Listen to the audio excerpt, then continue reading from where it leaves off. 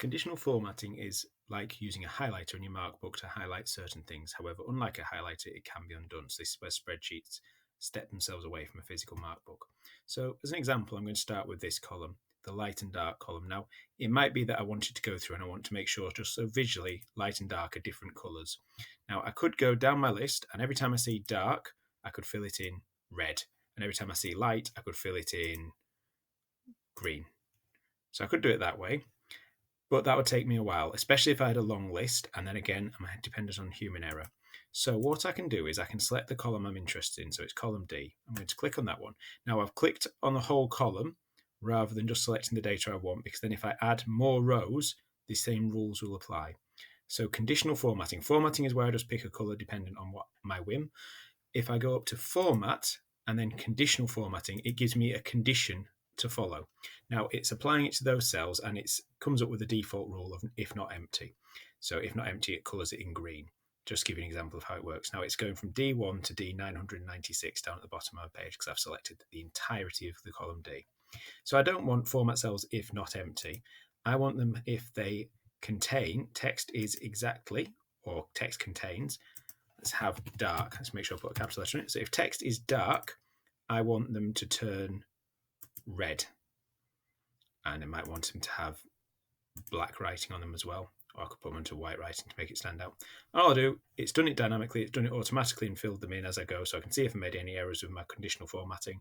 But when I'm finished, I just click done. That confirms that rule, and it just shows it as a little thumbnail there. So it tells me to make it red with a red background for the cell with black lettering if the text is exactly dark. I could add another rule, and I could do exactly the same for light, or if I was being really clever, I could do it is not dark. So I'm going to have text is exactly light, and I'm going to have that go a nice vivid green. Done. So I've got my conditional formatting for these cells, and you can see it tells me it's these cells, it's D, the whole of D column. Now it works really nicely with names and text. I mean, obviously on this one, I could have it where I pick out the name Skywalker. I could have it where it picks out the vulnerables. If Y, then color cell yellow. Or I could have it for previous grades. It also works really, really effectively for numbers. So I could have that if the score in a test is above 90, colour it in yellow. So I could try that, but I'm going to do something a little bit cleverer here. I'm going to select not just this column, but I'm also going to select the next column as well, because I'm applying my conditional formatting rules to two columns. So that will be a benefit when we come to see it in a minute. So again, my conditional formatting box is still open over here as a sidebar, but if I don't have it because I've lost it or closed it, I just go Format, Conditional Formatting. I select the cells I want first. So the cells I want are E2 to F9. So it's selecting E2 down to F9 and it's automatically doing it as a rectangle.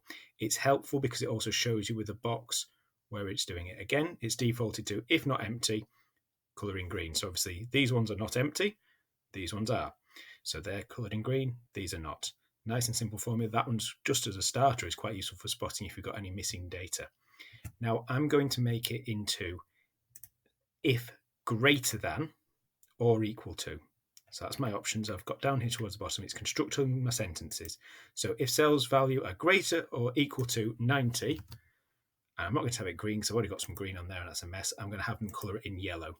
So any scores that are greater than or equal to the 90 get me a nice bright yellow. So straight away, my two high scorers, my star students of Darth Vader and Princess Leia, have already popped up as being highlighted amongst the data. Now, in a small data set like this, it's not that effective. Under a huge, long data set, it's nice to see it visually.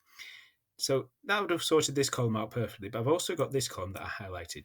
Now, the reason this has been done is because as I put my data in, rather than going through it at the end with a highlighter in a physical mark book, it will automatically update. So let's give Anakin this time round scored 89, not highlighted. Let's have Luke this time round scored 91.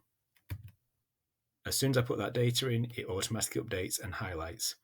That saves quite a bit of time. So if you know that you've got like the same sort of thresholds for tests, you could put that in and code that. Obviously, you could have the columns each with different thresholds. You could have multiple thresholds. You could have, if they were greater and equal than 80, it could colour in a paler yellow, so you could start getting an idea of progress, or you could try to flag very low scores. So we could have this score of 12 and 14 flashing in neon red if you really wanted to. But it works nicely for numbers. It works nicely for words. You've got lots of options in there. You've got if not empty, empty, text contains, text does not contain. The greater than operations here are very useful, especially the between. You can also start putting formulas in as well, where you start referencing other values in other squares. We'll look at that a lot later on because that is getting a bit more in depth and tricky. But that is conditional formatting. It's highlighting, but so much better.